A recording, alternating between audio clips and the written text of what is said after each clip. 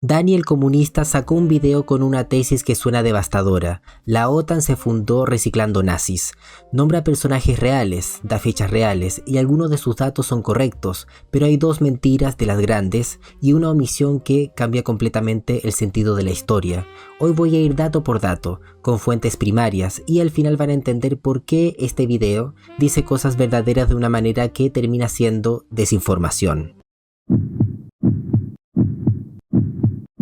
La OTAN nació reciclando nazis, literalmente, con nombre y apellido. La OTAN se fundó en 1949 con una sola misión: contener a la Unión Soviética, frenar el comunismo. El video dice que la OTAN se fundó en 1949 con una sola misión: contener a la Unión Soviética. Eso es correcto. El Tratado del Atlántico Norte se firmó el 4 de abril de 1949 en Washington, entre 12 países occidentales, en el contexto inmediato de la Guerra Fría. El bloqueo soviético de Berlín acababa de terminar, la Unión Soviética había detonado su primera bomba atómica ese mismo año, y el comunismo había triunfado en China.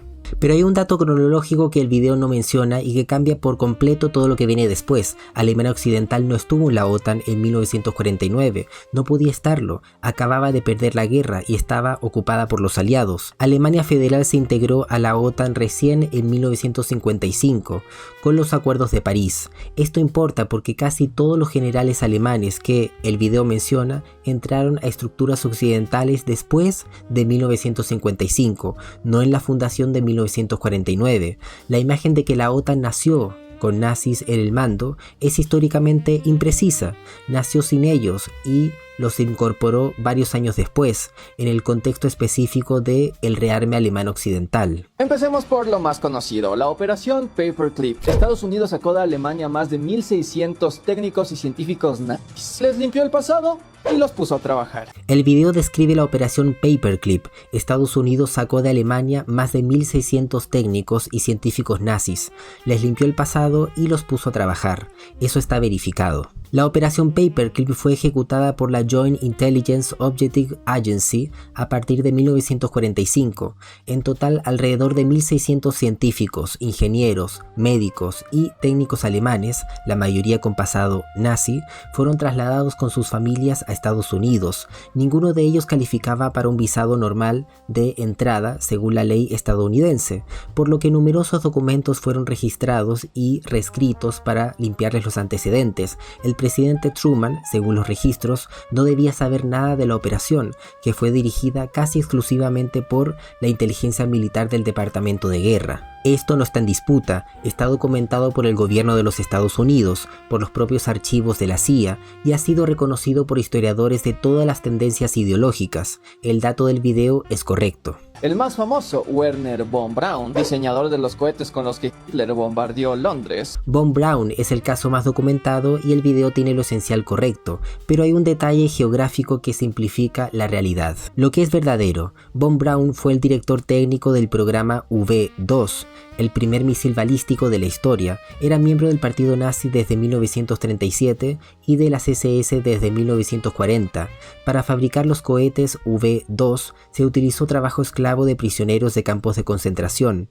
Se estima que murieron aproximadamente 20.000 trabajadores esclavos construyendo el arma, una cifra que supera las aproximadamente 7.250 víctimas civiles que causó el V2 al usarse. Von Braun visitó personalmente el campo de concentración de Buchenwald para seleccionar trabajadores. Admitió haber visitado la planta subterránea de Middelwerk, donde operaban bajo condiciones infrahumanas. Cuando terminó la guerra fue trasladado a Estados Unidos, su pasado en las SS fue clasificada como secreto militar y llegó a ser director del Centro de Vuelos Espaciales Marshall de la NASA y diseñador del cohete Saturno V que precisamente llevó al hombre a la Luna. El matiz, el video dice que Hitler bombardeó Londres con esos cohetes. Es verdad que Londres fue el primer objetivo, pero Amberes, en Bélgica, recibió casi la misma cantidad de ataques que la capital británica, y en algunos cálculos incluso más. De los aproximadamente 5.000 cohetes V2 lanzados en total, una parte muy significativa cayó sobre Bélgica. Decir solo Londres es una simplificación, no una mentira. pero le quita víctimas a las víctimas belgas. Hans Speidel, general nazi, jefe de Estado Mayor del mariscal Rommel. En 1957 fue nombrado comandante de las fuerzas terrestres de la OTAN en Europa Central. Acá está la primera gran omisión del video y es importante. Lo que es correcto: Hans Speidel fue teniente general y jefe de Estado Mayor del mariscal de campo Erwin Rommel durante la Segunda Guerra Mundial. Sirvió en el Frente Oriental y en abril de 1957 fue nombrado comandante supremo de las fuerzas terrestres aliadas de la OTAN en Europa Central, cargo que mantuvo hasta 1963. Esos datos son exactos. Lo que el video omite completamente y que cambia el cuadro: Hans Speidel no era miembro del partido nazi, fue un soldado profesional y un conservador nacionalista que apoyó algunos aspectos de la política de Hitler, pero que se opuso a sus políticas raciales y a su conducción militar. Y más importante aún, Speidel fue uno de los conspiradores en el atentado del 20 de julio de 1944, el intento de asesinato de Hitler. No solo participó, fue designado por los conspiradores para reclutar al propio Rommel para la conjura. Fue arrestado por la Gestapo, interrogado durante 7 meses sin delatar a nadie. Logró escapar y estuvo escondido hasta que fue liberado por las tropas francesas en 1945. El video lo describe como general nazi, que después de la guerra simplemente se cambió el uniforme y siguió haciendo lo mismo. La realidad es que Speidel fue un oficial que participó en el intento de matar a Hitler, fue perseguido por la Gestapo y sobrevivió para integrarse en la nueva Alemania democrática y en la OTAN. Llamarlo nazi sin mencionar que intentó asesinar a Hitler no es simplificar la historia, es falsificarla. Adolf Heusinger, uno de los oficiales de mayor confianza de Hitler, que ayudó a planear la invasión contra la Unión Soviética y la guerra contra los partisanos, en 1961 llegó a presidir el Comité Militar de la OTAN, el cargo militar más alto de toda la alianza. El caso de Heusinger es el más sólido del video en términos factuales, pero también tiene su contexto que el video ignora. Lo que es correcto: Heusinger fue jefe del Departamento de Operaciones del Estado Mayor del alto mando del ejército nazi desde 1940 hasta 1944, siendo el número 3 en la jerarquía de planificación militar. En ese cargo estuvo directamente involucrado en la planificación de la invasión de Polonia, Dinamarca, Noruega, Francia, los Países Bajos y sí, la Operación Barbarroja, la invasión de la Unión Soviética en 1941. También estuvo involucrado en la planificación de operaciones contra partisanos. En diciembre de 1961, la Unión Soviética exigió sin éxito que Estados Unidos extraditara a Heusinger por crímenes de guerra. La CIA tenía documentado que fue investigado como criminal de guerra en relación con órdenes que firmó sobre el destino de prisioneros soviéticos y comandos aliados, pero no fue procesado porque cooperó con los juicios de Nuremberg y porque, según el análisis de la CIA, había solo refrendado las órdenes en transmisión, sin ser el autor directo. En 1961 se convirtió en copresidente del Comité Militar de la OTAN, el órgano militar supremo de la alianza hasta 1964. Eso es correcto. La omisión: Heusinger también estuvo físicamente presente en la reunión del 20 de julio de 1944 cuando Stauffenberg detonó la bomba para matar a Hitler.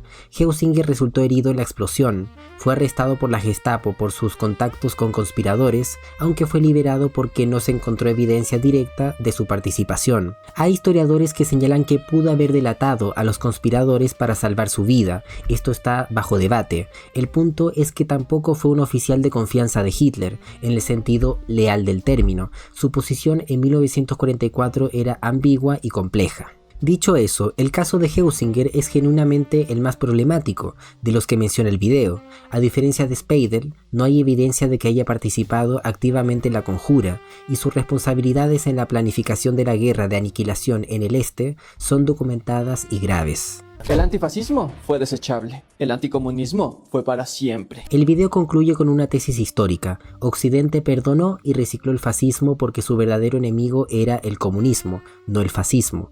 ¿Qué tan exacto es eso? Tiene una base real. El rearme de Alemania Occidental a partir de 1955 fue deliberadamente acelerado por la presión de la Guerra Fría. Eso significó integrar a veteranos de la Wehrmacht en las estructuras de la nueva Buchenwald y eventualmente en la OTAN. La lógica era pragmática y cínica. Estos hombres tenían experiencia combatiendo al Ejército Rojo, que era justamente el adversario que la OTAN necesitaba disuadir. El caso de Heusinger ilustra eso con claridad.